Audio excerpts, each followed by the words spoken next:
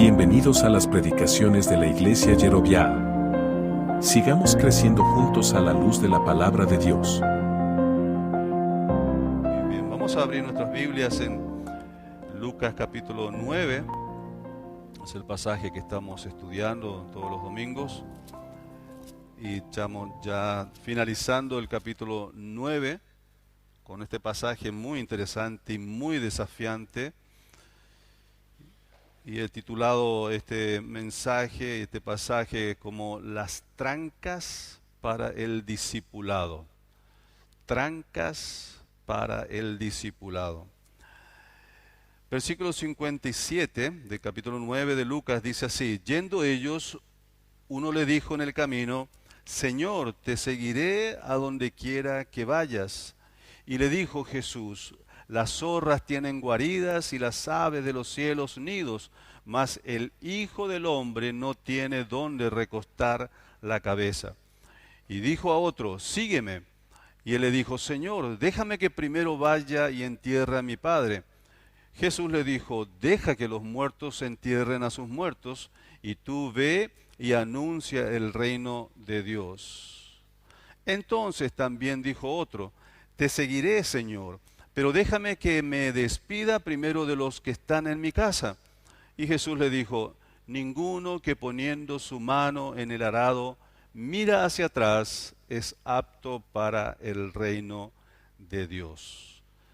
Muy bien, el propósito principal de la obra de Dios en y a través de la iglesia, hermanos, y lo hemos escuchado muchas veces, y en especial en la conferencia misionera, es formar discípulos, personas que han sido regeneradas, renacidas, salvadas en Cristo Jesús, para vivir una vida que agrade e imite las virtudes de su Salvador y Señor Jesucristo. La Gran Comisión tiene como objetivo central hacer discípulos en todas las naciones. No solamente ir y predicar el Evangelio, sino el centro del objetivo, del propósito de la Gran Comisión de la Iglesia es hacer discípulos en todas las naciones. Más de 2000 años le llevó a la Iglesia cristiana a alcanzar a 9000 etnias, y todavía faltan 6000 etnias en el mundo. Haz el cálculo. ¿Cuántos más años nos faltaría para alcanzar las 6000 etnias que faltan? Se hace difícil la cosa, ¿no? Considerando más todavía hoy en día cómo está nuestra generación. Cada vez menos vida espiritual, cada vez menos temor de Dios, cada vez menos respuesta al llamado de Dios, a las misiones, al pastorado, a una vida consagrada. Se hace mucho más difícil todo esto. Y considerando también que en cada generación van aumentando las etnias. Cuanto más población en este mundo, más grupos se van identificando con sus propias culturas. Estos son etnias, ¿verdad? En nuestro propio país hay varias etnias. En una ciudad puede haber varias etnias. Entonces, se va poniendo cada vez más difícil. Y la promesa del Señor es esta, que cuando Él venga ya el mundo tiene que haber recibido el mensaje del Evangelio. Ahora, no sé cómo va a hacer el Señor esto. Pareciera una misión imposible. Que ya pasamos 2000 años y solo 9000 etnias hemos alcanzado. ¿Cuánto más faltaría para alcanzar otras 6000 etnias? No sé cómo lo hará el Señor, pero Él va a cumplir su palabra. De eso sí podemos estar seguros. Quizá la tecnología pueda ser una gran ayuda hoy en día y lo está haciendo. El alcance del anuncio del Evangelio se está propagando de todas formas posibles a través de redes y toda la tecnología que hoy en día tenemos. Pero, de igual manera, estas personas que escuchan el Evangelio necesitan de una iglesia, ¿cierto? Una iglesia donde puedan crecer, donde puedan ser discipulados, donde puedan servir al Señor, desarrollar sus dones e imitar a Cristo. Entonces, realmente es una misión para nosotros, si lo miramos humanamente, imposible, pero para el Señor nada es imposible. Ahora, el Señor tenía en mente diariamente este objetivo mientras andaba con sus discípulos, mientras veía una multitud siguiéndole, mientras trataba con cada una de las personas con quienes trató. Él tenía ese enfoque y ese objetivo de formar discípulos, personas que lleguen a vivir una vida diferente, personas que lleguen a vivir conforme a la vida de Cristo, el segundo Adán. Entonces, mientras él se abocaba a la formación de los 12, que estos eran apóstoles, aparte de ser discípulos, porque todos aquellos que le seguían a él eran considerados discípulos, y eran cientos, ¿verdad? Pero los 12 eran discípulos especiales, a estos los llamó apóstoles, porque eran formados con una misión específica y muy especial. Pero él tenía otros que le seguían, que podemos llamarle candidatos a discípulos, que eran candidatos a discípulos. Entonces, justamente nos encontramos en este pasaje con estos tres personajes, tres hombres, no mencionan sus nombres, pero estos son candidatos a discípulos, que estaban interesados en seguir a Jesús. Y lo vemos que fueron muy sinceros, transparentes y también entusiastas. El primero dijo, Señor, donde quiera que vayas, yo te seguiré. O sea, mostraba mucho entusiasmo, muchos deseos de seguir a Cristo, pero estos eran candidatos a discípulos. Tenían que pasar por la prueba, a ver si realmente estaban dispuestos a ser verdaderos discípulos. Y aquí el Señor va poniendo, en lugar de incentivo y facilitarle la decisión a ellos, el deseo que tenían ellos, es como que pusiera él mismo obstáculos para que ellos entendieran y conocieran lo que significaba seguir a Cristo.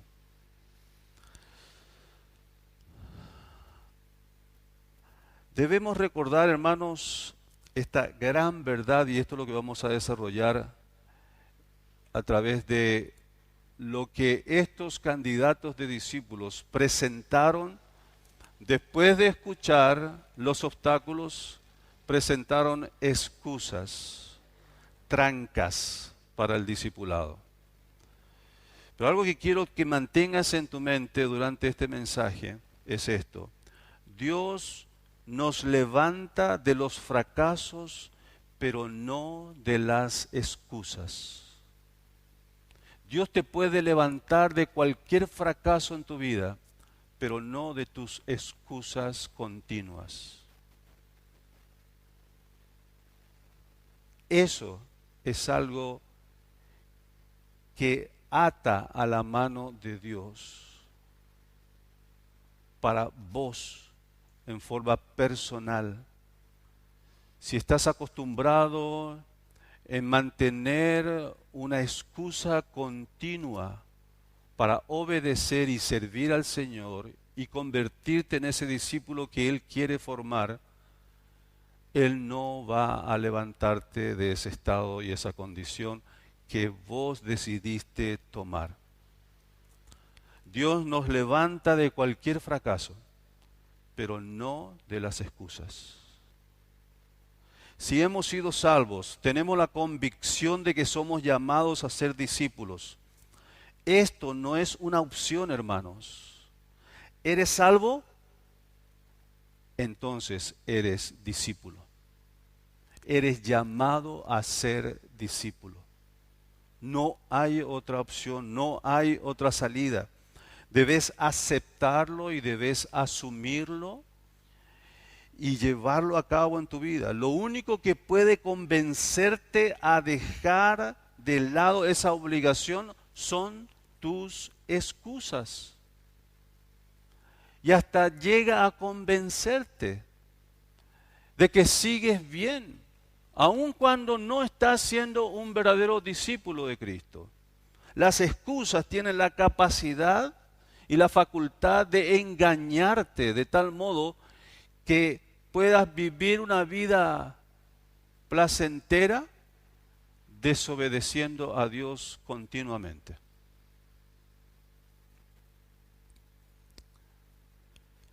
Son argumentos falsos que nuestra mente llega a apropiarla como motivos razonables, llegan a ser hasta motivos razonables, entre comillas, para no alcanzar lo que Dios se ha propuesto en y a través de tu vida.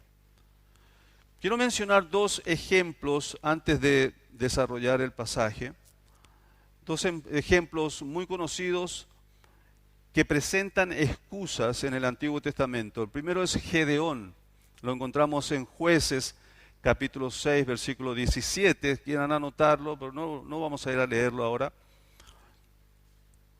Pero una de las excusas comunes fue la de Gedeón. Una de las excusas comunes que utilizamos nosotros, la utilizó Gedeón también. La escasez de recursos. Gedeón le dijo a Dios, ¿por qué me miraste a mí, Señor? Si yo soy de la familia más pobre de Israel. No tengo recursos para hacer lo que tú me mandas a hacer. Yo creo que te equivocaste, Señor. Deberías haber buscado a alguien que tuviera más recursos que yo. No, yo no estoy a la altura ni a la medida de ese llamado que me estás haciendo. Es una propuesta que no entra dentro de mi contexto de vida, Señor. Creo que te equivocaste. Deberías ver a otro. Ahora, la voluntad de Dios, hermanos, y esto es lo que Gedeón tuvo que aprender después, que la voluntad de Dios comienza en el corazón, no en los recursos. El llamado, la voluntad de Dios, la obra de Dios comienza en tu corazón, no en tus recursos. Lo que Dios estaba probando en Gedeón era su corazón, era la fe de Gedeón, hasta dónde él estaba dispuesto a confiar en este Dios que lo estaba llamando. Dios quiere y estaba apelando al corazón de Gedeón y su fe como la está haciendo hoy contigo y conmigo. Dios está apelando con cada circunstancia y situación en tu vida, apelando a tu corazón, a tu fe, para hacer una obra que Dios tiene establecido para vos en forma personal. Y ya establecido antes de la fundación del mundo. El único problema del por qué no estás llegando y alcanzando esos propósitos de la obra de Dios en tu vida personal son tus excusas. Otro caso que tenemos es el de Moisés en Éxodo 4:10. Señor, yo soy tardo de habla. Soy tartamudo. ¿Cómo voy a hablar? Otra vez, otra excusa. Limitaciones físicas, limitaciones de capacidades intelectuales, de talento, limitaciones que nosotros mismos lo creamos. Que quizás existen algunas limitaciones, son reales, pero lo volvemos todopoderoso a esas limitaciones. Tanto que es imposible que cumpla la voluntad de Dios, el llamado de Dios, por causa de esas limitaciones. Eso es un engaño, es un autoengaño. ¿Dios acaso no conocía las limitaciones de Moisés? Él mismo le respondió de esa manera. ¿Acaso no soy yo el que da lengua, el que da capacidad para hablar, el que quita la capacidad para hablar? Soy yo el que hace eso. No me estoy equivocando al llamarte a ti, Moisés. Pero por causa de esa excusa, bueno, lamentablemente no voy a hacer una obra milagrosa que iba a hacer contigo. Voy a tener que usar a tu hermano Aarón. Él va a ser tu vocero. Si Moisés no hubiera tenido esa excusa, Dios hubiera hecho un milagro en Moisés para que cumpliera la voluntad de Dios. ¿Acaso hay algo imposible para Dios? ¿Acaso la tartamudez era un problema que le congelaba a Dios? No, hermanos. Dos excusas interesantes que ya arrancamos antes de considerar estas que vienen ahora. Vamos a ver entonces estas trancas o excusas presentadas por estos tres candidatos a discípulos. El primero, deseos inconclusos. Deseos inconclusos. El primero se acercó al Señor y le dice, Señor, te seguiré a donde quiera que vayas. Muchos viven así toda su vida con solo deseos, hermanos. He escuchado tantas veces esto en boca de hermanos y hermanas. A través de los años que llevo en el ministerio, he escuchado tantas veces hermanos creyentes diciendo lo mismo. Pero yo deseo, pastor. Está en mi deseo. Está en mi deseo. Y no puedo. Y no lo hago. Y no lo logro. No puedo. Está en mi deseo. Pero sabes, el solo deseo no es suficiente. El solo deseo queda inconcluso la obra de Dios en tu vida. Con todos los milagros de Jesús y la fama que él tenía, por supuesto que para este personaje era interesante y muy atractivo ser parte de los seguidores de Jesús y estar al lado de él mientras él hacía calmar las tormentas, librar a un poseído de demonios, sanar, resucitar. ¡Oh, qué tremendo! ¡Qué divertido! ¡Qué entretenido habrá sido seguir a Jesús en esos momentos! Y más todavía gozar de la fama que tenía él y vos siendo un seguidor cercano a Jesús. Vaya privilegio, ¿verdad? Este hombre estaba realmente entusiasmado por ser un seguidor de Cristo y con mucho entusiasmo y hasta con mucha seguridad y con todos los deseos que tenía, estaba dispuesto a ir donde quiera que él vaya. Pero este candidato a discípulo no estaba preparado para recibir una respuesta como la que le hizo el Señor Jesucristo. Parecía muy dispuesto hasta que él escuchó cómo era la realidad. Mira, muchacho, el Hijo del Hombre no tiene ni siquiera dónde recostar su cabeza. Las zorras tienen su guarida, las aves tienen sus nidos, pero el Hijo del Hombre no tiene dónde recostar su cabeza. Esta vida, la cual estás entusiasmado en seguir, no es como lo estás mirando. No hay comodidad aquí. Estarás expuesto a muchos peligros en el camino. Vas a tener que renunciar a vos mismo. Vas a tener que tomar tu cruz y aún así seguirme. Aun cuando haya persecución y peligro de muerte, abrazarás mi causa con todo tu corazón y estarás dispuesto a entregar tu vida por mi causa.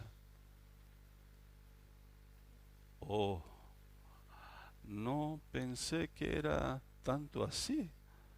¿Estás seguro, Señor, que es tanto así? Porque por la apariencia, ya, vos sos la estrella de Hollywood. Acá todo el mundo te aclama, y te ama, te sigue. No, esta es la realidad. Aquí vemos una promesa incondicional, aparente, de parte de este candidato a discípulo. Había entusiasmo, hermanos, pero no había entendimiento. Había entusiasmo, pero no había entendimiento. Y es lo que pasa con muchos nuevos, no sé si llamarle creyentes, o nuevos entusiastas, que escuchan el Evangelio, le gusta la cantidad de gente, le gusta, qué lindo, todo, maravilloso.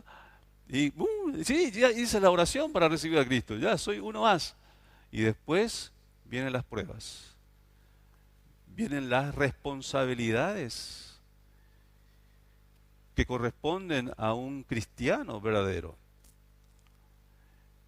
Y cuando la iglesia en un momento, los líderes en algún momento tienen que llamarle la atención por algún pecado que está cometiendo, está haciendo de mal testimonio allá afuera, ya se espantan, ¿verdad? Ya, no, entonces la cosa no era tan fácil, había sido.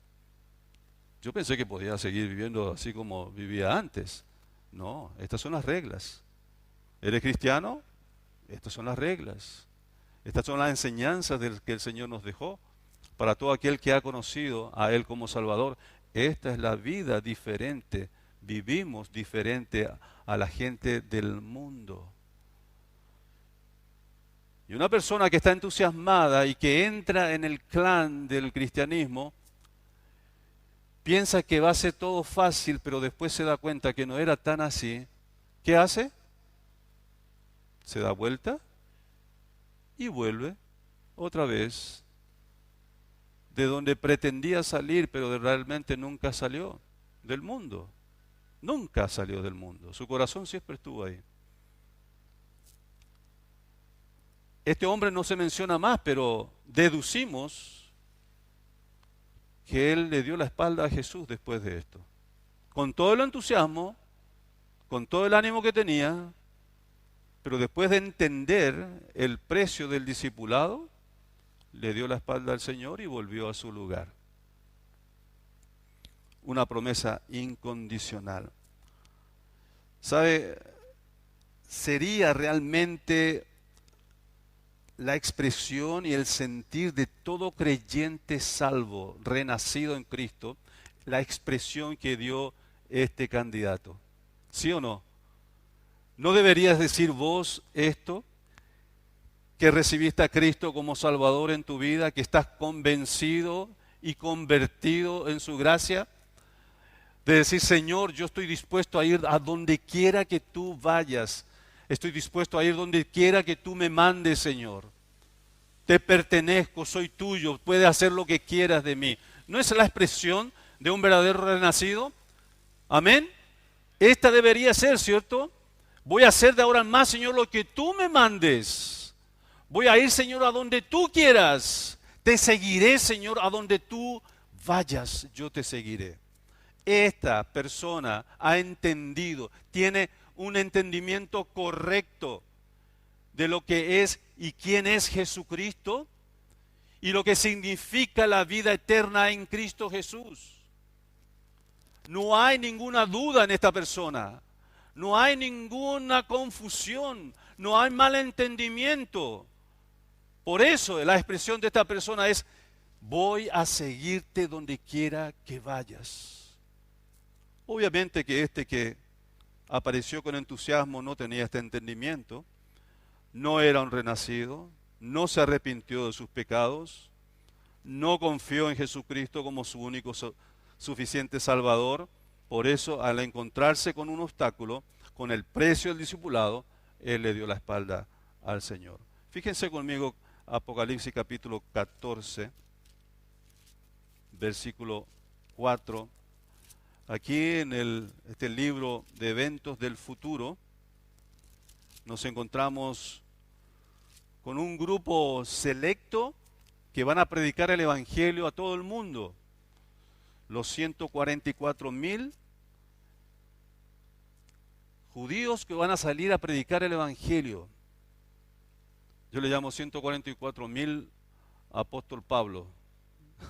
Imagínense lo que va a hacer el mundo con estos que van a salir a predicar. Pero fíjense la vida de estos hombres. Estos son los que no se contaminaron con mujeres, pues son vírgenes. Estos son los que siguen al Cordero por donde quiera que va. Estos fueron redimidos de entre los hombres como primicias para Dios y para el Cordero. Pero me llama la atención esto. Estos son los que siguen al Cordero por donde quiera que va. Este tiene que ser el eslogan de todo creyente, todo cristiano redimido, renacido en Cristo. Esta debería ser tu voz interna continua, hermano, hermana. Te seguiré, Señor, a donde quiera que tú vayas. Haré, Señor, lo que tú me mandes, lo que tú quieras. Señor, e iré a donde tú me mandes. Esa debe ser la promesa incondicional si has conocido realmente a Cristo como Salvador. Aquí nos encontramos con una advertencia seria, versículo 58. El Hijo del Hombre no tiene dónde recostar su cabeza. Jesús no le dijo al hombre, no puedes seguirme. No fue esta la respuesta del Señor. Puedes seguirme, pero tienes que entender esto. Y es maravilloso tener a un Dios así como Él, que te muestra lo que va a pasar. Que Él no te está inventando una vida glamorosa, como lo hacen muchos evangelistas hoy en día, muchos predicadores, que inventan promesas, son nubes sin agua, porque te facilitan todo, como si ningún esfuerzo sea necesario para ser un verdadero cristiano. Como si todo fuera como un toque de varita mágica, te vas a convertir en un campeón cristiano. No, mis queridos. El Señor no te pinta de esta manera el cuadro. El Señor te está demostrando, mostrando y dando evidencias de que tu vida de seguir a Cristo no va a ser fácil. Si en verdad está el deseo y la disposición en tu corazón de seguirle a Él por haber sido rescatado del infierno, por haber experimentado su amor de una manera que ninguna mente puede imaginar, por haber visto la mano de Dios guiando tu vida, protegiendo tu vida, la de tu familia. Hay tremendas evidencias, hermano, hermana, para entregar tu vida completamente al Señor y a su servicio. Con tan solo observar todas las bendiciones y beneficios que tenemos cada día, cada uno de nosotros, si hemos recibido a Cristo como Salvador, hemos recibido tremenda y larga lista de promesas. Estamos ya sentados en los lugares celestiales en Cristo Jesús. ¿Sabes lo que significa eso, mi querido? ¿Sabes lo que va a significar para aquellos que en aquel momento escuchen de que sus nombres no están escritos en el libro de la vida eterna? ¿Sabes la desesperación que van a pasar estas personas cuando escuchen esas palabras? Y que ya están destinados por completo al lago de fuego eternamente, sin escape, sin posibilidades de salir de allí. Pero vos, si conociste al Señor Jesucristo, vas a tener la paz, la seguridad, la certeza en ese momento de que tu nombre sí está escrito en el libro de la vida del Cordero. ¿Cómo no poder llegar a una vida entregada al Señor, consagrada al Señor, cuando tengo esta convicción, cuando tengo este entendimiento?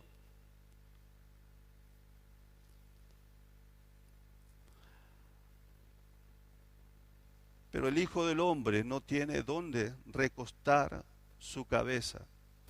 No pienses que todo va a ser fácil. Jesús le dijo la verdad, sin pintar ningún cuadro diferente. Pero también aquí vemos un gran ejemplo de parte de nuestro Señor. Un desprendimiento total. Un desprendimiento total de todo lo que era comodidad en este mundo. Los lujos y las riquezas de los príncipes. El Señor teniendo todo el derecho,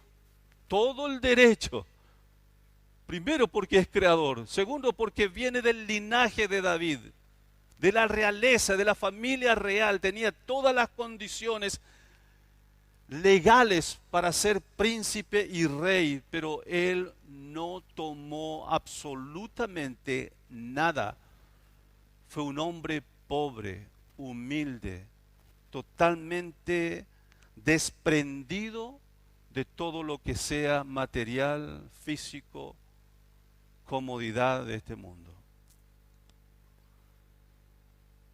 No solo no disfrutó de los deleites y de las comodidades de los príncipes de este mundo, sino que tampoco disfrutó siquiera de la necesaria comodidad de las que gozan las zorras y las aves. Un nido, una cueva. Él, que creó los cielos y la tierra, hermanos, no tenía una casa, no tenía ni siquiera una cama propia para descansar o acostarse. Y aquí vemos una condición exigente para el discipulado. De ahí arranca el modelo de nuestro Señor Jesucristo. Su ejemplo tomamos para llevarnos a una condición de exigencia para el discipulado. Si somos verdaderos cristianos, nuestra prioridad es el de agradarle a Él y vivir en pos de la eternidad. Todo lo que hacemos tiene que tener como centro, como objetivo, la eternidad. No para las cosas temporales, terrenales. Ni mucho menos amar las cosas temporales y terrenales. Nuestro empeño mayor tiene que ser el de invertir y producir frutos para la eternidad. Dispuestos a dar nuestras vidas para hacer su voluntad. Y si no estamos dispuestos a esto, hermanos, creyentes, cristianos, redimidos por la sangre de Cristo, entonces, si no estamos dispuestos a esto, a tener un desprendimiento de corazón de aquello que es temporal y terrenal, entonces dejemos de fingir ser seguidores de Cristo. Deja de fingir en ser seguidor de Cristo si amás las cosas de este mundo. Si no tenés un desprendimiento de corazón, dispuesto a desprenderte de todo por amor a Cristo, por servir a Cristo. Deja de fingir que eres un seguidor de Cristo. 1 Timoteo 5, 17 al 19, Pablo enseñando a Timoteo esta tremenda verdad de tener una actitud, una vida desprendida de lo terrenal, de lo material, de no amar las riquezas de este mundo. 1 Timoteo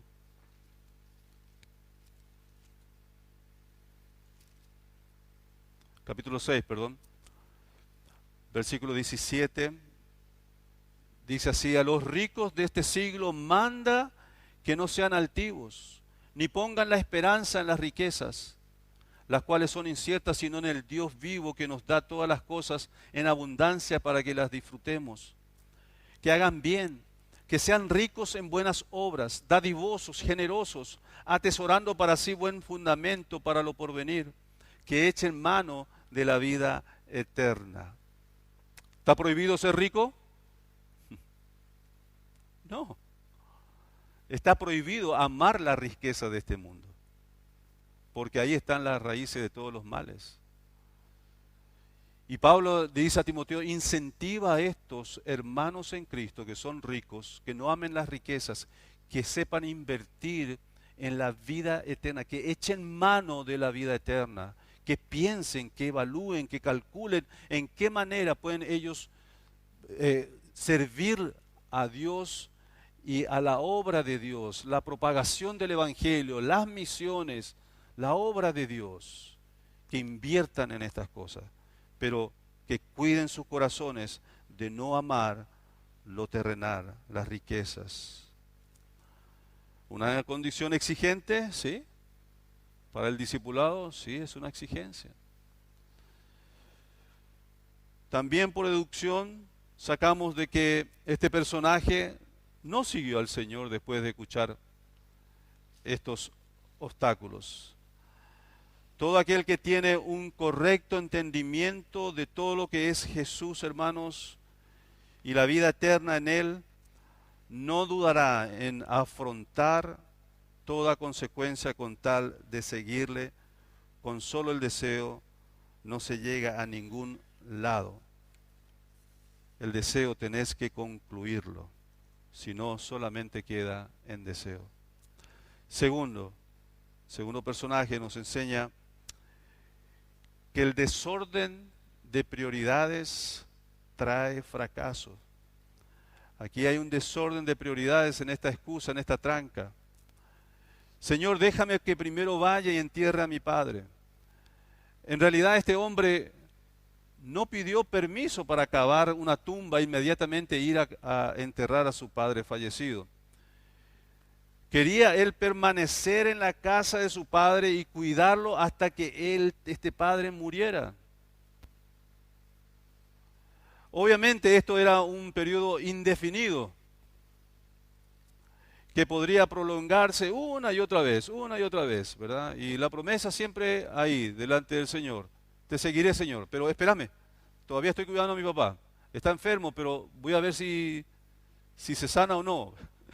Se sanó. Entonces, espérame, Señor, quiero enterrarle a mi papá antes de irme. Y es una excusa, ¿cierto? Al final es una excusa de prolongar, dilatar el tiempo lo máximo que se pueda para no tener que pagar el precio del discipulado. Pero eso sí, quiero hacer y dar la impresión al Señor que deseo, que quiero. No quiero que Él piense que yo no deseo. Por eso estoy poniendo estas excusas.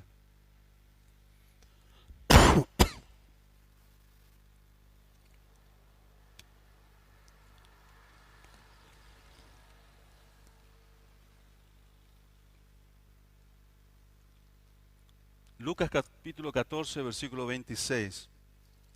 Un poco más adelante.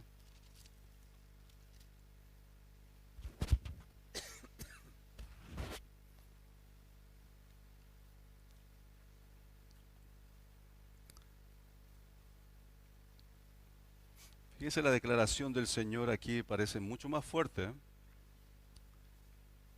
Si alguno viene a mí y no aborrece a su padre y madre y mujer e hijos y hermanos y hermanas, y aún también su propia vida, ¿qué dice? No puede ser mi discípulo. Anteponer a cualquier persona, cualquier cosa en este mundo, delante del Señor, te convierte en una persona no apta para ser discípulo de Cristo, seguidor de Cristo. El hombre quería seguir a Jesús, pero no por ese momento. Sabía que era bueno, entendía que era lo mejor que podía hacer, pero sentía que había una buena razón para permanecer como estaba. Esa excusa se convirtió en un motivo razonable para no seguir a Cristo. ¿Era incorrecto? ¿Era malo ese motivo? ¿Qué creen ustedes? ¿Era malo? No, cuidar de su papá, de su familia, no es malo. Pero hay un intermedio, un asunto entre lo que es correcto y lo que es correcto. No lo que es correcto e incorrecto, sino lo que es correcto y correcto. Pero entre estas dos cosas que son correctas, ¿cuál es la más importante? ¿Seguir a Cristo o ocuparme de mi familia en esos momentos? Ese es el punto. No es aborrecer. El Señor jamás va a mandarnos a aborrecer en el sentido de odiar, sino que en el sentido de hacer esa comparación y la decisión entre el Señor y mi familia. Opto por el Señor y hacer su voluntad, es como aborrecer a la familia. Pero Él nos está mandando tener un desprecio afectivo hacia la familia. sino que estoy demostrando con esto que Él es lo más importante de mi vida. A diferencia del anterior, a este el Señor mismo le ofrece seguirle, aunque este hombre no rechazó la idea de seguirle, pero le puso plazo. Y aquí vemos algunas tentaciones en estas excusas que presenta este personaje. La primera, recostarse en un discipulado a largo plazo. Recostarse en un discipulado a largo plazo. El objetivo es de dilatar el servicio al Señor lo más que se pueda, por algo que consideramos correcto y razonable. Segundo, resistirse a la ejecución de lo que es más importante. Y hermanos, aquí es donde tenemos un grave problema en nuestra generación de cristianismo hoy. Nos resistimos a la ejecución de obedecer al Señor, de seguir al Señor, por lo que es más importante. Sabemos que es nuestro deber, pero dilatamos su ejecución. Dejar para un mañana incierto lo que necesitamos hoy, determinar urgentemente servir al Señor. Pablo decía a la iglesia de Corintios: ensánchense, dejen de ser estrechos en vuestros corazones. Nosotros somos ensanchados por vosotros. Ensanchados vosotros también. Abran sus corazones, entréguense, hagan las cosas para Dios, para el Señor con todos sus corazones. Pero no estén estrechos. Hermanos, esto es lo que sucede cuando vamos dilatando nuestra decisión para servir al Señor.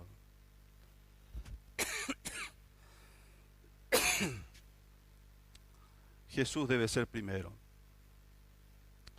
No significa que Cristo desee que los creyentes y siervos se despojen de todo y de todo el afecto de la familia, sino que tengan en claro sus corazones dónde está primero el Señor. Si el Señor está primero en tu vida, no vas a tener temor de desprenderte de todo si es necesario para hacer la voluntad del Señor. Desorden de prioridades es uno de los problemas serios en la vida de los cristianos hoy en día. Por trabajos, por familiares, por amistades, por compromisos de negocios, etcétera, etcétera, sigue siendo un problema, un obstáculo en el crecimiento y en la madurez de muchos cristianos. Desorden de prioridades. Por último, el último personaje nos enseña que las distracciones desvían. Hay distracciones que nos desvían.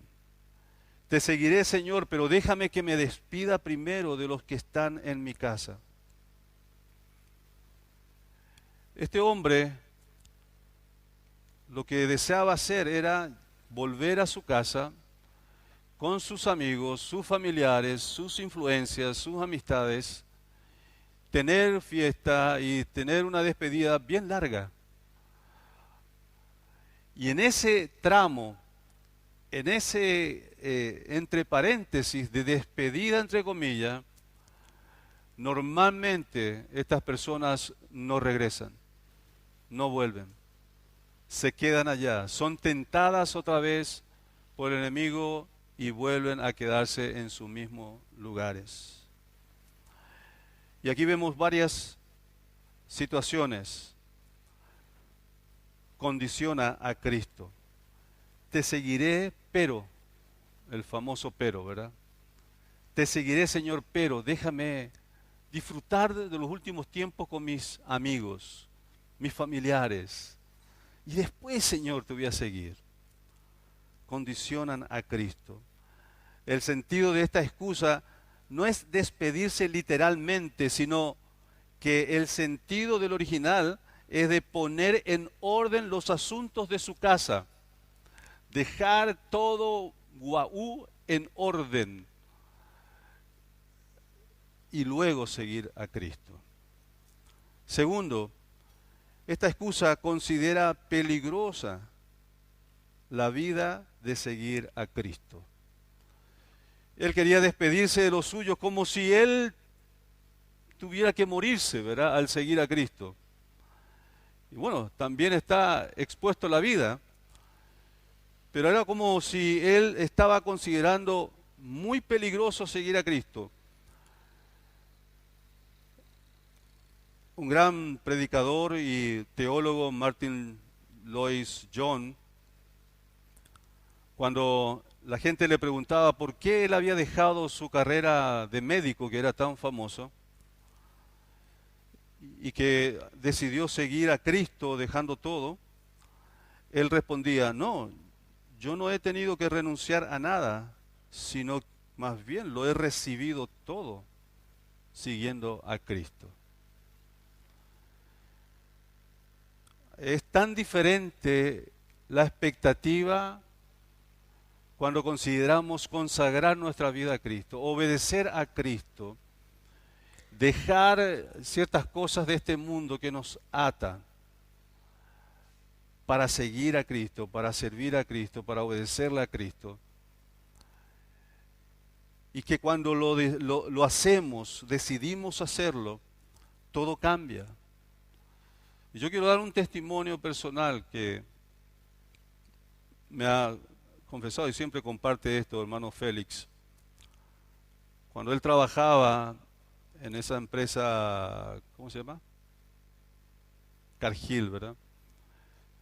En tiempo en donde él ganaba muy bien, pero desde que él dejó todo para servir al Señor como misionero, el Señor le dio la posibilidad hasta de viajar por todas partes en Paraguay.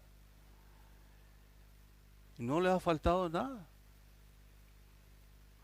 Pero está ese pensamiento negativo siempre. Si yo dejo esto, si yo no me afano por mi trabajo, por mis negocios, ¿y quién me va a dar de comer? ¿La iglesia me va a dar de comer?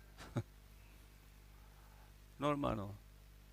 Si Dios está hablando a tu corazón de tener una vida consagrada a Él, si Dios te está llamando, obviamente que Dios no está llamando a todos a la iglesia, a la obra misionera y a vivir y servir al Señor a tiempo completo. Pero si el Señor está tocando tu corazón para servir al Señor en el ministerio a tiempo completo, esta es una de las dudas que tenés que arrancar de tu corazón, de tu mente. Dios no va a faltarte cuando Él te llama a servirle a tiempo completo. Pero hay distracciones que desvían. Consideró peligroso seguir a Cristo. También hay una consagración a los negocios terrenales. Lamentablemente en esta excusa, la mente está muy ocupada y afanada por los negocios del mundo que le impide seguir a Cristo con toda prontitud y gozo. También la conciencia del peligro de las despedidas. Cuando uno sigue dilatando el obedecer al Señor, servir al Señor, va pasando el tiempo, después ya no hay retorno. Ese tipo de despedidas ya no tiene retorno.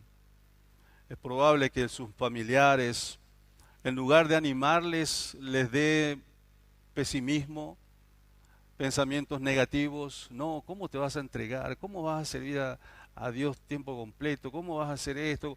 Van colocando trabas y problemas y pesimismo. ¿Cuántos de los que hemos estudiado en seminarios hemos escuchado ese tipo de consejo? Pero ¿quién te va a sustentar? ¿Pero cómo vas a pagar todo eso? Estamos recibiendo a nuestra hermana Catherine muy pronto, después de más de 4 años estudiando en Estados Unidos. Cuando estaba a punto de viajar o estaba en el proceso de viajar, venían esas dudas en las mentes. ¿Cómo va a pagar? ¿cómo vamos a hacer?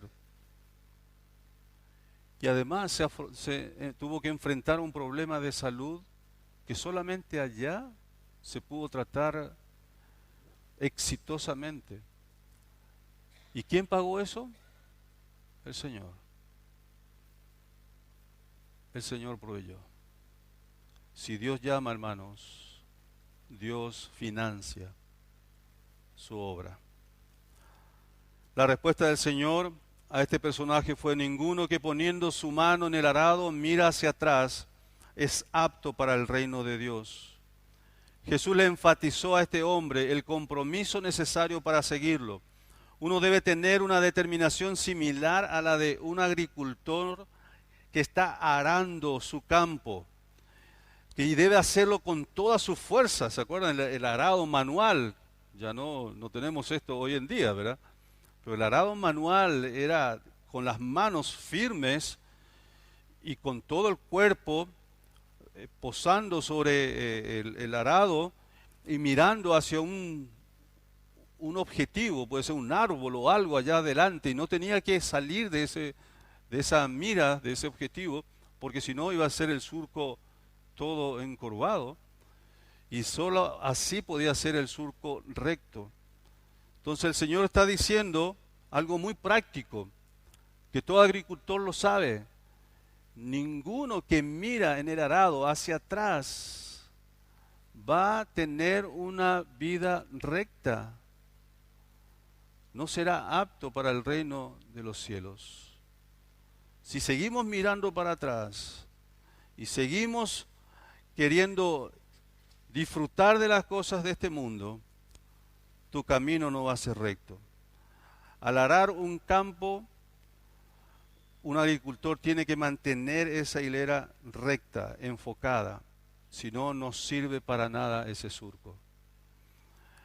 Hermanos, al seguir a Jesús debemos mantener nuestros ojos en Él, nunca apartar nuestra mirada de Él. Los labradores también hacen otra cosa muy importante: se aferran. Un labrador que suelta el arado no es un labrador verdadero. Hay una virtud que poseen de manera preeminente ellos, y esa es la virtud de aferrarse en silencio y con fuerza en el arado.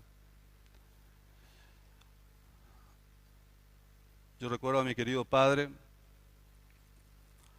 cuando él se convirtió, tuvo la determinación de hacer un cambio radical su vida. Entendió correcta y perfectamente lo que había sucedido con él. Hay 3 áreas en las que él determinó hacer cambios así, brutal, rápido. La primera era en cuanto a la sociedad.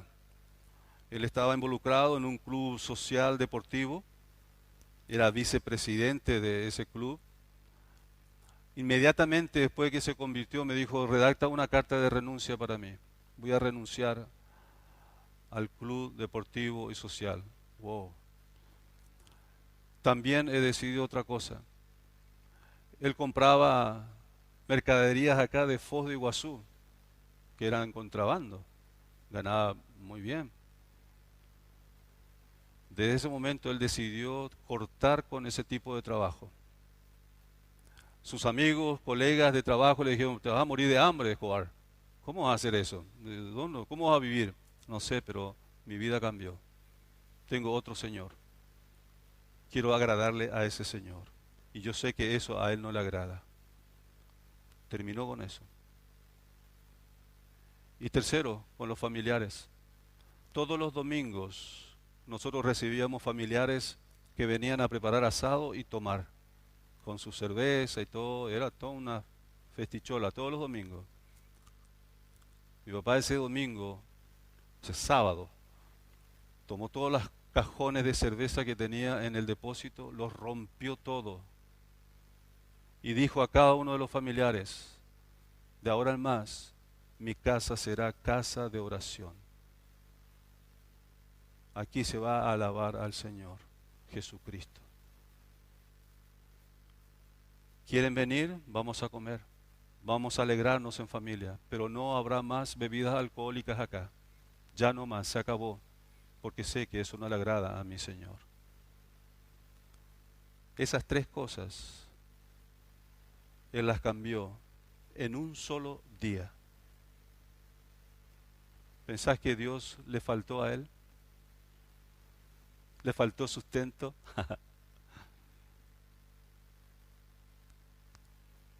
¿Le faltó amigos? ¿Le faltó familia? No. Él partió de este mundo con todo el gozo del Señor,